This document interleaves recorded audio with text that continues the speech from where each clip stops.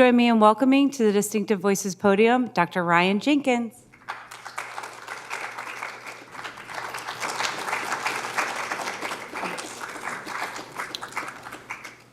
Right, thank you for the introduction. It is great to be here to share with you a little bit about my ongoing research, which, as Jennifer mentioned, is in the ethics of emerging technologies, especially robotics and artificial intelligence. And I'm here tonight to talk about one of the projects that we have going on at Cal Poly at our research group up in San Luis Obispo, which focuses on the impacts of robot kitchens and artificial intelligence for food production and preparation. So I'd like to open with a story. This story comes now from the early 2010s or so, and it's the story of an entrepreneur named Rob Reinhart who is working in Silicon Valley at a startup. And as startups do, they were very tight on money. They were very concerned about their budgets. And one of the areas where they tried to cut down on spending was in their food budget. But what Reinhart realized, was that the more he cut back on food spending, the worse the nutritional value of what he was eating became. So the example that he used was buying a lot of Costco frozen pizzas, right? You get a lot of food for not a lot of money, but you don't get a lot of vitamins or nutrients, unfortunately. Reinhart was trained as an engineer, and his decision was to treat food as an engineering problem to solve this. And he started researching what food actually accomplishes for us as people, why we need food in the first place, and is there a way that we could make food more efficient, as it were? Reinhart said things like, well, we need carbohydrates, but we don't need bread. We need glucose, but we don't need fruit. And one at a time, Reinhart tried to research and develop the ideal quantities of, I think, 21 different vitamins and nutrients that the human body needs. And he did this through FDA guidance and nutrition textbooks and the kind of sources that are at least reliable sources. And he ordered these chemical components in bulk from the internet and mixed them together in the right proportions and mixed them with some water and a little bit of fish oil, I think, for your omega-3s was one of the few things that he couldn't get in powdered form. And his creation he called Soylent, as a little joke here. Reinhart's purpose was to try to make food more efficient, to optimize the process of getting nutrients into our bodies. And it's an example of the kind of disruption that engineering or technology and the processes that they're used to can bring to food, can bring to culinary experiences.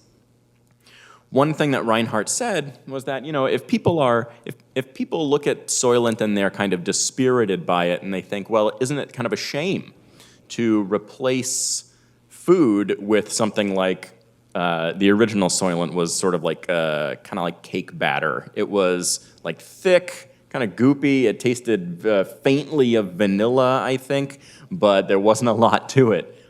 Reinhart said, well, look, you tell me, what did you have for breakfast 3 weeks ago? Or, what was your lunch last Thursday or whatever? Reinhart said, isn't this kind of the attitude that we have toward food already? Most of our meals, he said, are utility meals. Most of our meals we eat and then forget. And the reason we eat them is just to get the nutrients into our body and then move on with whatever else it was that we're really interested in doing. Soylent represents kind of the culmination of that attitude towards food. We'll come back to this, but through the course of this presentation, I'd like to talk a little bit more about some ways of thinking about food and the impacts of technological change on food. And then we'll come back to Soylent at the very end because I think it epitomizes some of the lessons that we've learned. So my colleagues and I are in the business of scouting for impacts. Bonus points to those of you that can identify the source of this quote. It's tough to make predictions, especially about the future. Classic Yogi Berra, of course. Or we can look at something like this and we can ask, what might the impacts of Soylent be? It's hard to tell. I mean, a lot of people are sort of turned off by it or think, well, that doesn't sound very appetizing, and it's, frankly, it's not meant to be appetizing. Well, are there other ways that we can think about the future?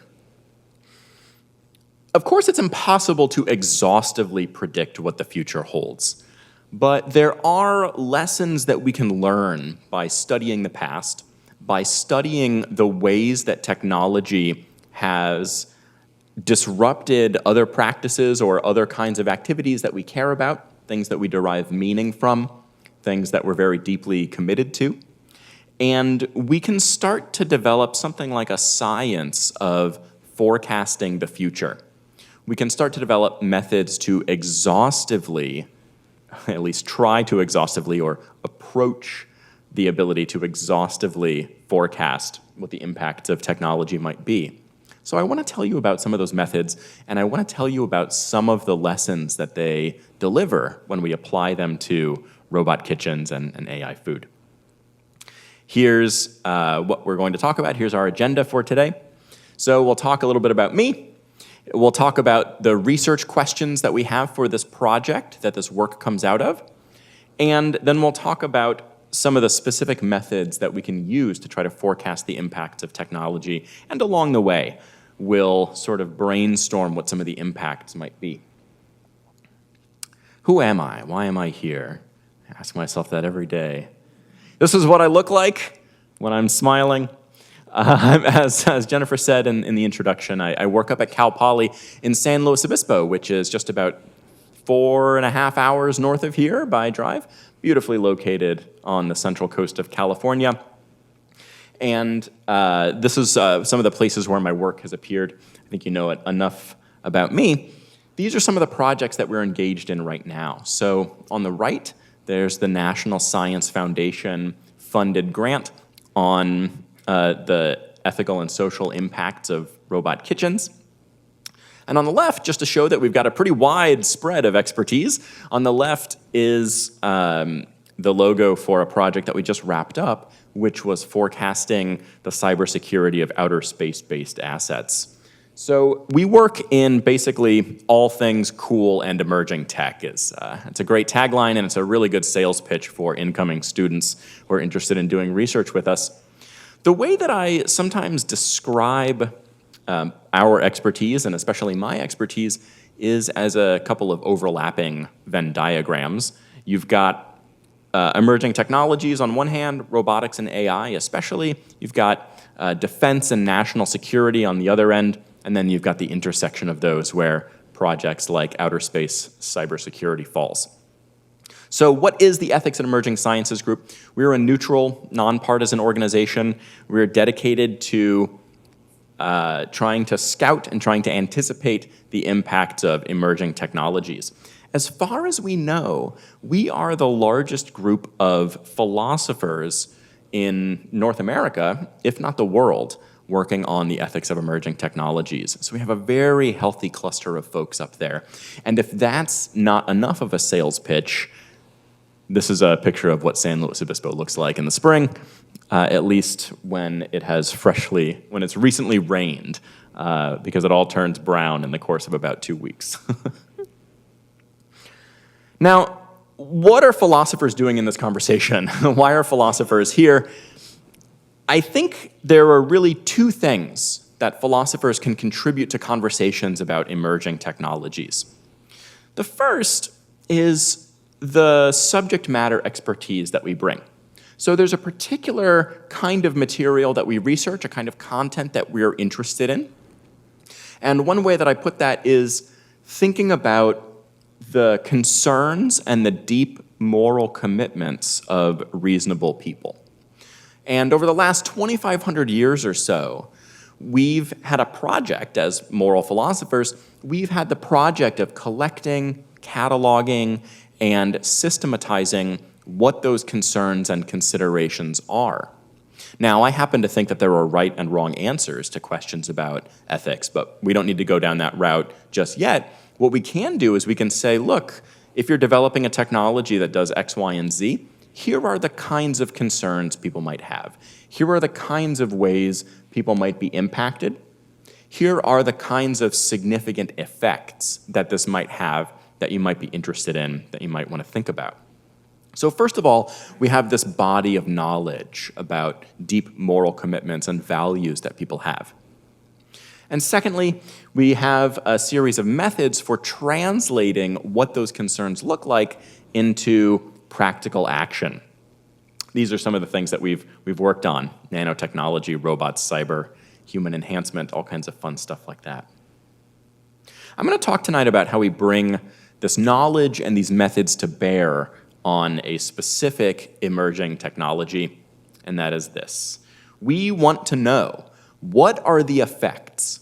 What are the ethical, the legal, the socially important implications of integrating robots and AI into food preparation and consumption, what we call the last mile?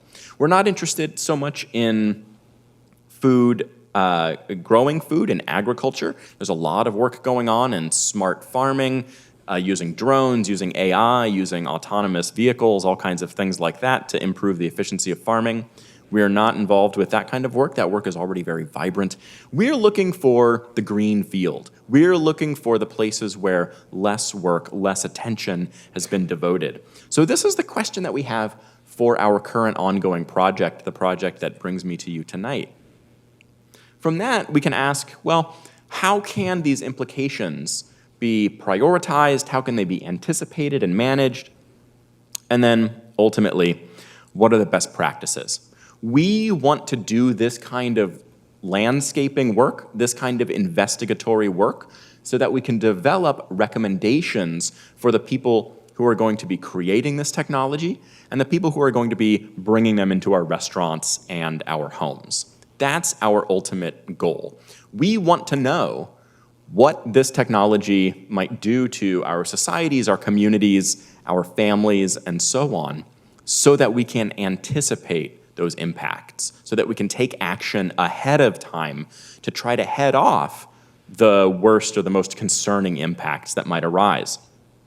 What we don't want is we don't want to be caught in a situation where something happens and we say, we didn't see it coming. We don't want to suffer as a result of a failure of imagination. So what we're trying to do, again, is to exhaustively forecast what the impacts might be, and I'm going to tell you about some of those methods now. So one way of thinking about a technology is to think about what we call the life cycle analysis. Take a technology and take some process or some activity that it's supposed to change or affect or augment. And in our case, that's food preparation and food consumption. So we might ask something like, this is the process of how food gets from farm to table, as it were, or at least farm to table to garbage can. And at each of these steps, we can ask, how will this technology change the activity? So we can decompose the process, as it were, into its most basic steps and ask, well, how might it affect the activity of cooking itself? How might it affect what meal times look like? If you have robots that are making food for you, robots that are serving food to you, how might it change the way that your meal times look and what that time spent together looks like? And lastly, we can ask these kinds of questions too. These questions, I think, are of secondary importance, but when it comes to disposal, some people think that there's reason to celebrate with the arrival of robot chefs. They'd say things like, well, you'll never waste ingredients you'll never prep extra ingredients, or you'll never prep extra food. So food waste will be reduced, or maybe there will be ingenious new ways of using what we would otherwise think of as food scraps and so on. I'll give you some examples. So when it comes to cooking, there's a kind of slogan that the kitchen is the science lab of the home. I have a 5-year-old at home. One of his favorite things to do is what he calls experiments. I don't know where he learned that word from. And what it really means is just mixing together whatever he wants to take off the shelf and then sort of coaxing us to taste it. And so you get, water with a bunch of oregano in it or something like that. So I'm not sure that he's actually learning any laws of nature just yet. But at some point, there are a lot of opportunities for him to understand better scientific processes or chemical processes. What changes when something gets baked? What changes when you put yeast in bread? What is yeast? How does it make the bread rise? Why do we put it in the fridge overnight to let it rise? What happens when you mix acids and bases? All of these kinds of things are you have an opportunity to experience these things firsthand in the kitchen in ways that you might not experience them in school. So if that's the case, if robots are going to start to displace those kinds of opportunities for interaction, that becomes problematic. What might fill the gap of the science education that used to take place in the kitchen? Or think about meal times. Think about the family that eats together stays together or something like that. Think about the importance of communal eating. Family dinner time. I mean, in my family growing up, we'd all watch dinner in front of the TV. At least it was Jeopardy, something that's sort of intellectually enriching. Nowadays, I think that kind of practice of eating a meal together is starting to atrophy. It's starting to become less and less common. And what that means is not just that you're eating dinner in different places. That's a fairly superficial way of thinking about this. But that you're losing a lot of opportunities for conversation, informal discussions, unstructured time, the kinds of ingredients in a strong family connection. So I don't think, we're going to have a situation like this where you have robots that are showing this kind of interest in your day. What happens if the human beings at the table are replaced by robots? Here's a nice AI-generated picture. You can tell if you look really close. I don't even think you need to look that closely. Something, they should fire their contractor that did the tiles back here and things like that. It's sort of a weird, you always get these funny little artifacts when you have AI-generated pictures, but I couldn't resist. Also, something I noticed just before the talk tonight was that, to me, the robot is rendered more realistically than the people. And I think that might reveal something kind of off-putting about AI art. Let's talk about another way of thinking about this. As moral philosophers, we have a lot of different ways of appraising actions. When we think, was this a good action or a bad action? Was this the right thing to do or not? There's lots of different ways that we can think about it, and once again, we can sort of decompose the process of acting into many different steps. So maybe it begins from my character, my innermost set of traits that help determine the way that I behave. That manifests in an intention. I want to treat other people this way. Maybe I have certain duties to other people, promises or obligations that I have. I need to be mindful of the rights of others. And of course, the results of my action matter too. Now, moral philosophers have argued about the priority and the relative importance of these things, like I said, for 2,000 plus years. We don't need to solve those debates tonight, but what we can do is we can use this as a kind of list of considerations when we think about how relying on technology might change us, might change our lives. So when we look at something like our character, maybe relying on a robot will make me lazy or impatient. You ever notice, maybe you do this yourself. I was going to ask, you ever notice if you're, someone you live with or one of your friends will make something in the microwave and then they'll open the microwave with like 7 seconds left on it. Like taking 90 seconds to heat a meal isn't fast enough, right? I'm so impatient I need it in 83 seconds. There's some worry that the more we become accustomed to convenience and efficiency, we'll start to demand it more and more to an unreasonable or an unrealistic degree. Will having will I be impatient waiting for my robot to cook my meal for me? Could I view my robot as a slave or as a partner instead? Now, very few people, maybe no one, no one outside of moral philosophers, is worried about, say, treating my microwave as a slave. But if my microwave looked like a person, spoke like a person, if it acted like a person, if it took on more and more of the responsibilities of providing for my family, and hell, if they even gave it a name in the store when they sold it to me, right? These things start to approximate more and more a kind of facsimile of another human being. And at some point, the way that I treat it might start to be worrisome. It might start to reflect on me as a person too. Does it help me provide healthy food for my family? One of my duties that I have. Or is it going to make mistakes, or is it going to make suggestions that are mistaken, that are actually going to produce worse quality food than if I were making it? So for example, I used to get a lot of smoothies at like a smoothie chain. One day I saw them put like half a cup of turbinado sugar in there, and I thought, okay, I'm just gonna make smoothies at home now because I know what goes into it. If I leave my robot to make food for me without watching it or observing it, is it going to make less healthy food than I would myself? Could it harm others if you imagine a robot arm swinging a knife around in your kitchen? Don't need a lot of imagination to imagine that.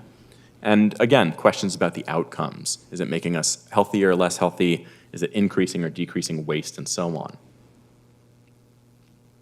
Let's think about this from another direction. Maybe an orthogonal shift here. Rather than thinking about our actions and how they propagate from inside of me, from my deepest character, out into the world, to the effects on others, and ultimately the results for, say, broader society or the environment. What happens if we think about the product itself, and then we zoom out to larger and larger spheres of concern? How am I interested in the way the product is designed? How am I thinking about the way that people will interact with it? How might it affect people that aren't the designers or the users, but bystanders and broader society, people that rarely have a say in the way technology is designed and used? This is one way that we can try to make sure that we're not leaving anyone out, and a way that we can try to do this work systematically by involving the people who are going to be most directly affected by the technology. So imagine taking something like this. Across the top, we have the inside out, the so-called inside out framework, where we start with our character, we move towards the results of our actions. Along the left side, we have the onion framework. I finally came up with a nice catchy way of thinking about this kind of two-dimensional grid. It's the iris method. We're identifying relevant impacts for each stakeholder. That is trademarkable. So let's fill in some specific stakeholder groups here, and again, just brainstorm what the possible impacts might be. What we're doing here is we're thinking about the future, what kinds of effects might come about, and we're trying to develop a more and more thorough list of the questions we can ask to try to scout for those impacts. This is one way of doing that.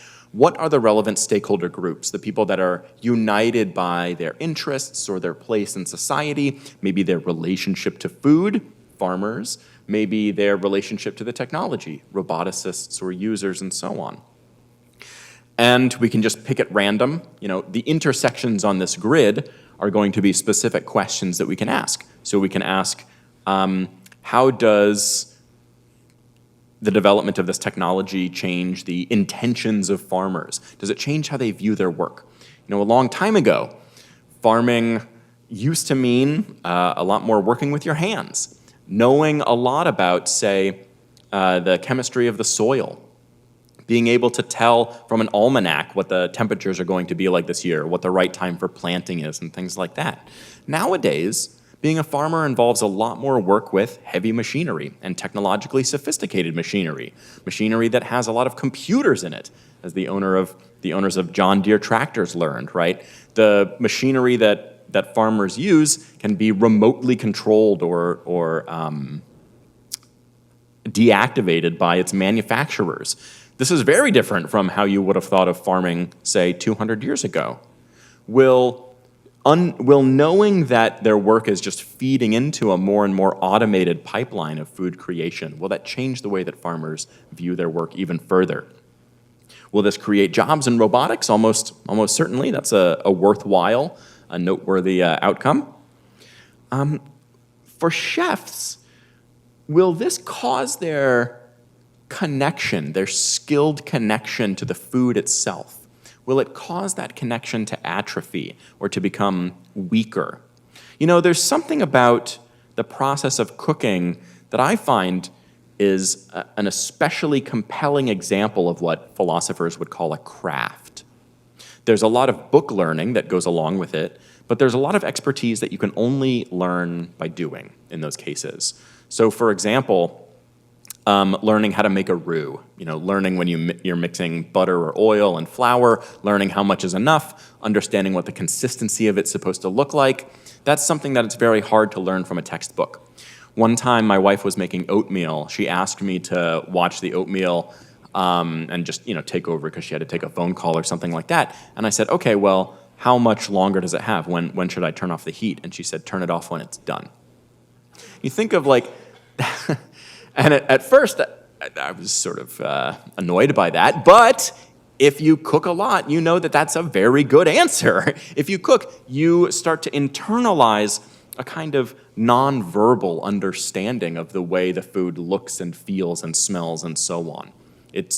There's a lot of knowledge that you're not going to find in the recipe itself.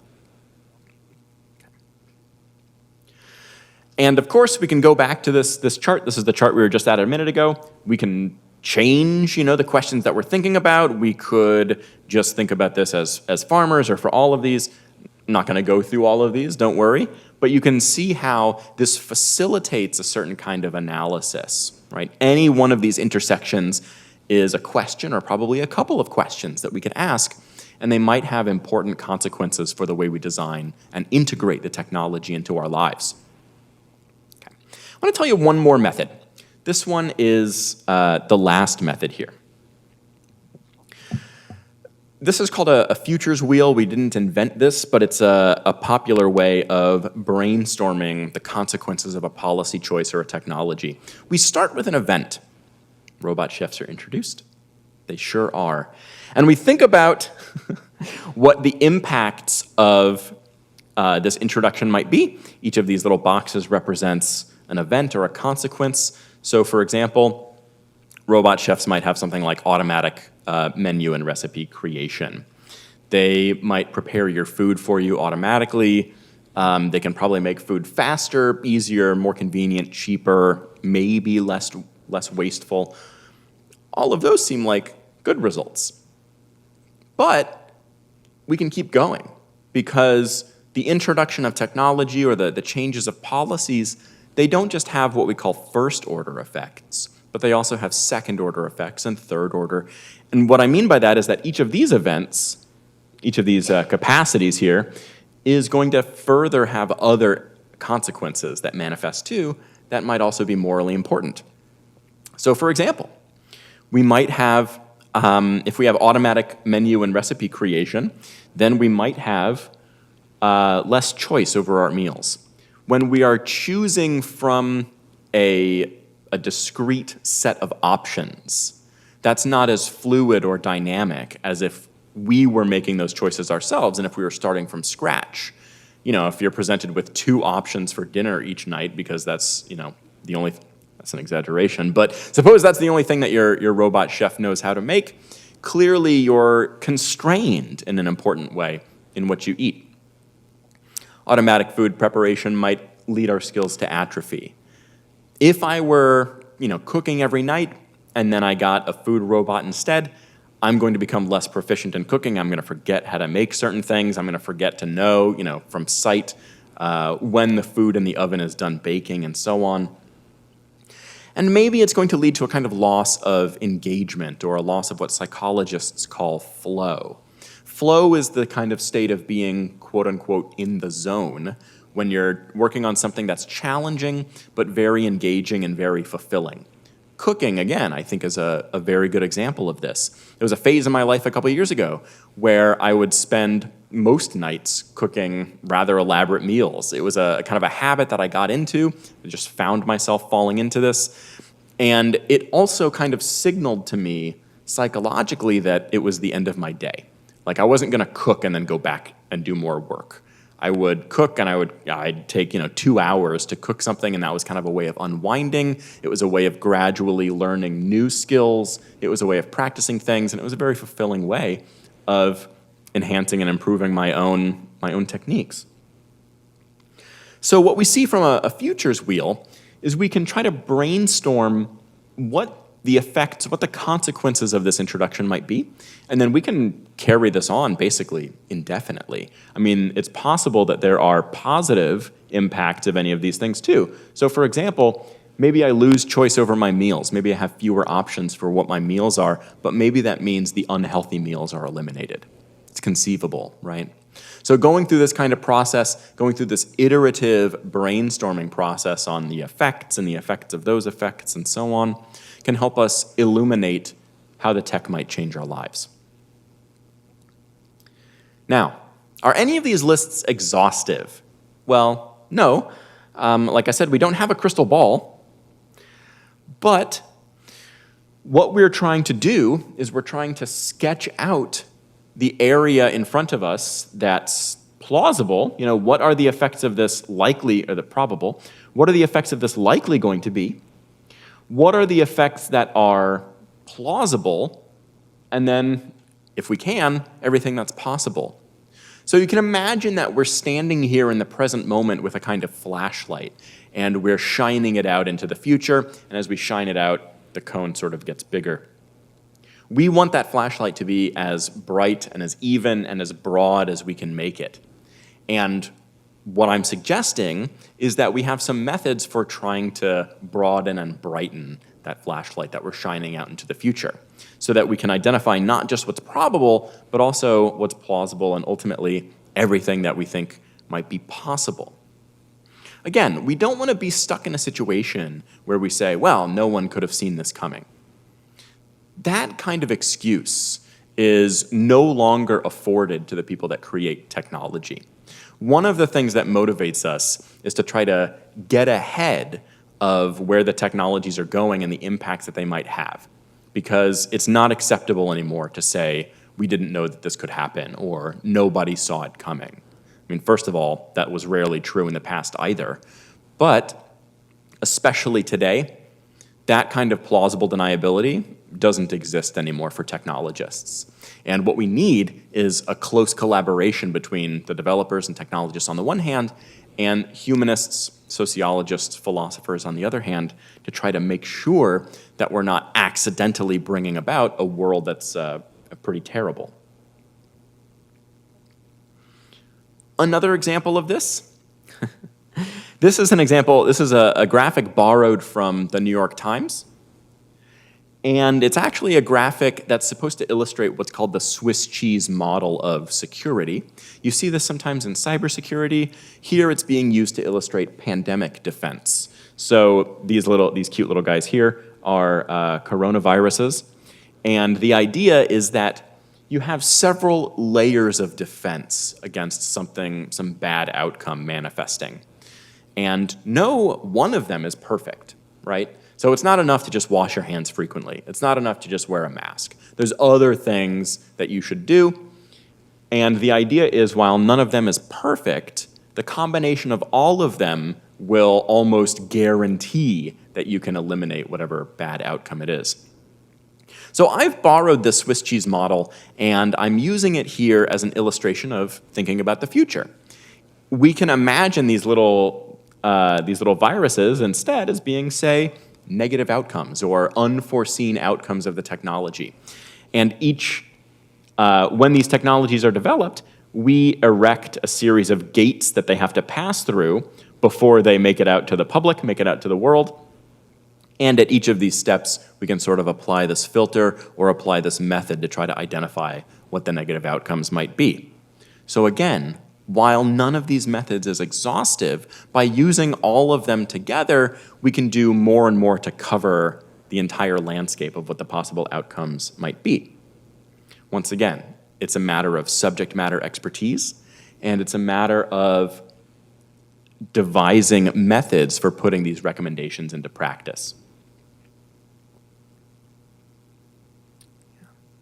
Okay.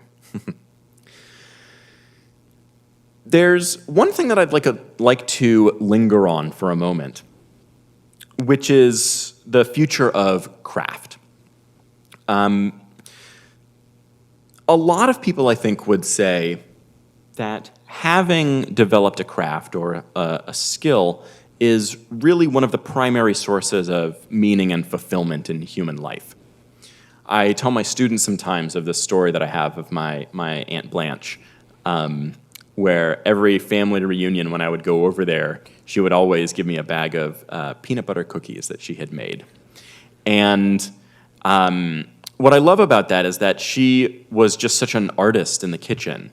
She had recipes committed to memory, but it's not even like talking about rote memory is not even the appropriate analogy. It's more like her tools and ingredients were like extensions of her. And there were few things that brought her more pleasure than making something herself that brought other people happiness.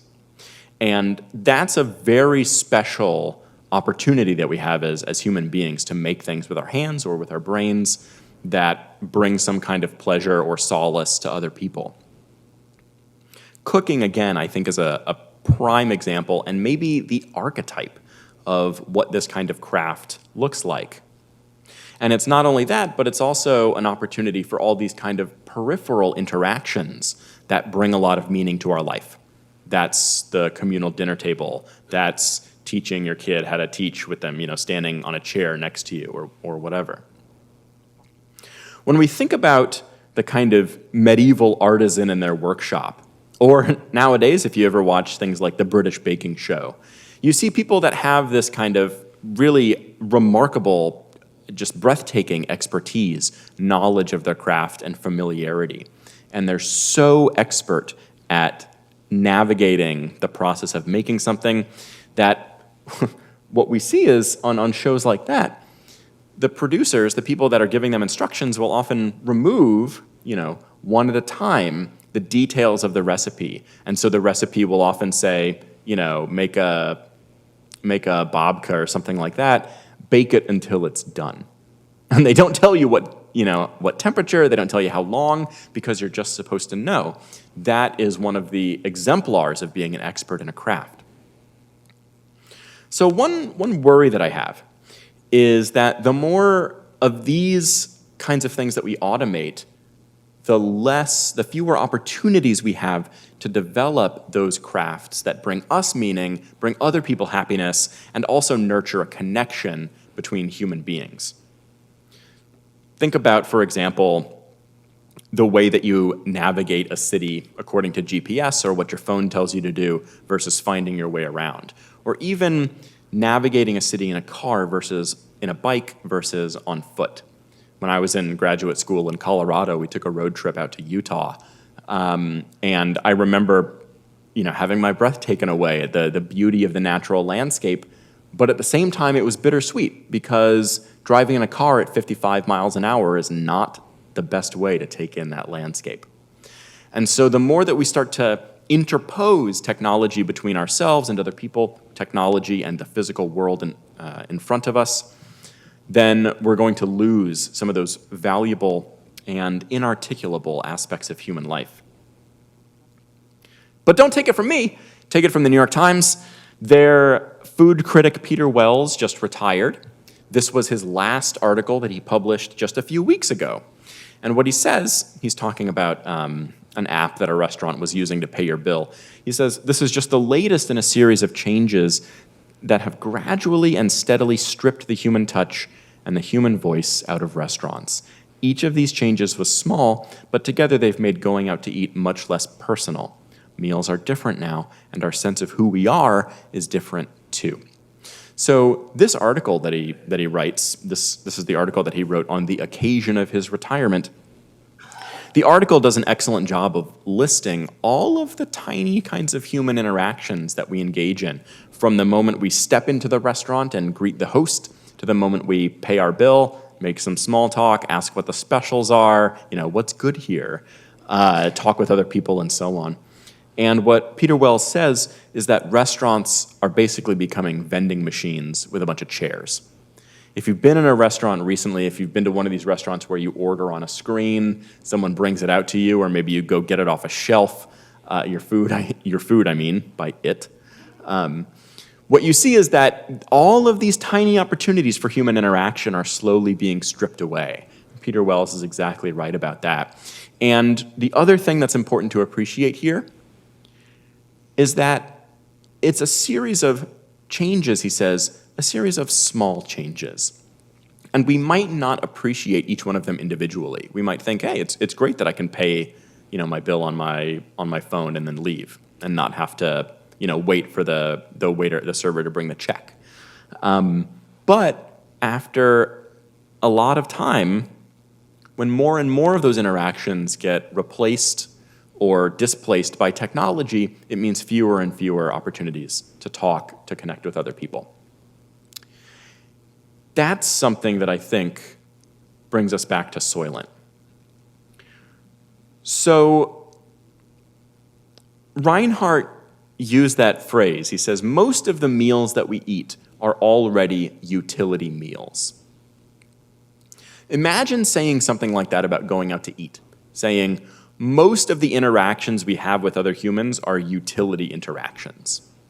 Do I really care how my server's day is going, or do I just want them to bring me the check? We can bring ourselves to have that attitude. We can kind of imagine that attitude towards other people. But it's an attitude that strips away a lot of what makes human life valuable, I think. I think that Soylent is an example of this attitude. It's an example of the attitude that making something more efficient always makes it better. Reducing the ratio of inputs to outputs, right? Making something more efficient in terms of inputs and outputs, in terms of time spent, in terms of my ability to multitask. Reinhardt said one of the great things about Soylent is you don't have to leave your desk for lunch. Now you can just chug a bottle of this stuff while you're working. There's a kind of attitude that someone would have where they'd read that and they'd think, yeah, that sounds great. I hate getting up from my desk to go, across the street for lunch. But there's another kind of attitude that I've been struck by as I've sat with this example for the past decade or so, where I've thought that's actually a very impoverished view of what human life could be. And I think that Soylent represents that attitude. I don't mean to suggest that Soylent is evil and we should never ever, drink it or patronize the company. But what I do want to suggest is that we have to very carefully guard our attitudes and our views of how we think about technology. Because if left unchecked, that kind of attitude could spread to other areas of our lives that we don't want to automate, that we don't want to make more efficient. So looking back at some of the methods that we've just talked about, we can ask questions like these that are a little bit better informed. Is Soylent really good for our health? Does it matter that I get X grams of fructose or glucose from the apple that I just ate? Or are there other things in the apple that might be difficult to quantify? Maybe there are interactions between the nutrients in an apple that Soylent has difficulty replicating, things that are difficult to isolate and make concrete or quantify in the language of science and engineering that Reinhardt is using. Are there things that shouldn't be made more efficient or more autonomous? You might have seen recently there's some apps that allow people, dating apps, that allow people to create chatbots that sort of represent them and their interests and their personality, and then allow those chatbots to talk to chatbots that represent other people. And if your chatbots really hit it off, then maybe you'll have a date with the real person. You might think there's something perverse about this. Yeah, and I don't mean perverse as in lecherous, obviously. I mean perverse as in distorted. Like this seems to be a very odd way to think about human interactions, especially romantic interactions. There's a great quote. Langdon Winner is a philosopher of technology and someone I admire very much. This is one of the things that he says. We often become people that get what we want, which is phenomenal, but at the same time, we can lose what we had. And mindfully moving into the technological future requires paying very careful attention to what we have. And not just the things that are being replaced or made more efficient, but the other kinds of peripheral benefits or activities that are being eliminated at the same time that we make something more efficient. One thing that I tell my students is, if you want to know what seems problematic about Soylent, if you want to really appreciate how Soylent might displace or override parts of our lives that are valuable, just ask yourself, Can you imagine going on a first date with someone and there's like, a rose and a candle on the table and the waiter brings you a Soylent? Can you imagine sitting down for a Thanksgiving dinner and everyone just has a bottle of Soylent in front of them? I think what these thought experiments tell us is that, yeah, there are utility meals. Maybe there is the occasional day when I want to grab a bottle of Soylent on the way to work and just like chug it in my car on the way to work. Sure, I'm not begrudging anyone the right to do that. But we have to make sure that we're making these decisions with real agency and full information. And we have to make sure we're thinking about the things that we're losing, not just the things that we're gaining. That, I think, is the ultimate lesson, and so I'll just leave it there, and I look forward to taking your questions.